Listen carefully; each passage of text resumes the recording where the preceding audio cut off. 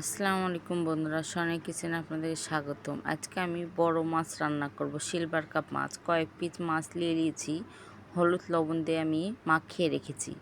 এদিকে আমি তেলটা গরম করে নিচ্ছি। আগে আমি মাথাটা ভাজে নেব। মাথাটা বড় তো এই জন্য আমি দুই অর্ধেক করে নিয়েছি। লাল লাল করে আমি ভাজে নেব মাথাটা। দেখেন আমি হালকা হালকা করে ভাজে নিয়েছি।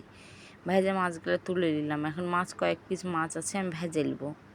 এক পিসটা মাছ ভাজা আমার হয়ে গেছে। মাছ ভাজাগুলো আমি তুলে নিলাম। ওই তেলে আমি আলু ভেজে নেব। আলু আর বাগুন দিয়ে মাছ রান্না করব। এই জন্য আমি আলুগুলো হালকা করে তেলে ভেজে নেব। এদিকে আমার মাছ ভাজা হয়ে গেছে।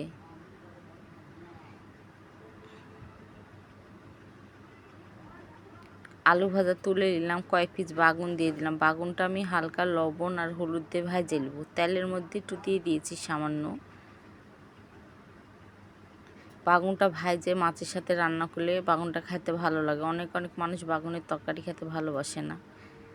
দেখেন আমি হালকা করে বাগুনটা ভাজে নিয়েছি, তুলে নিলাম। এখন পেঁয়াজ দিয়ে দিলাম। পেঁয়াজটা আমি ভাজে নেব।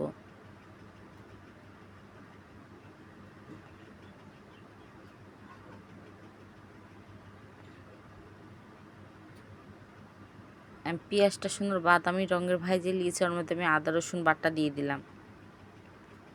এখন আমি আদা রসুনটাও হালকা তেলের সাথে ভাজে নেব। তাহলে আমার আদা রসুনের গন্ধ, কাঁচা গন্ধটা চলে যাবে।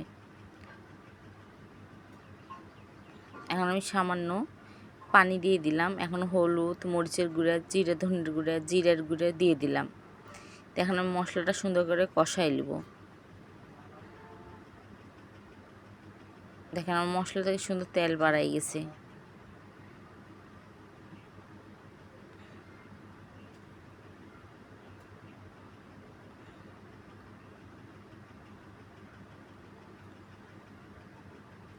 এখন আলু বাগুন ভাজাগুলো দিয়ে দেবো। দিয়ে দিলাম আলু বাগুন ভাজা। আমি হালকা করে সুন্দর করে কষাই নেব।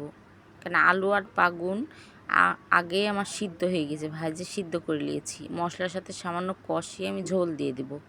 বেশি কষাবো না, তাহলে বাগুনগুলো সব ভেঙে যাবে।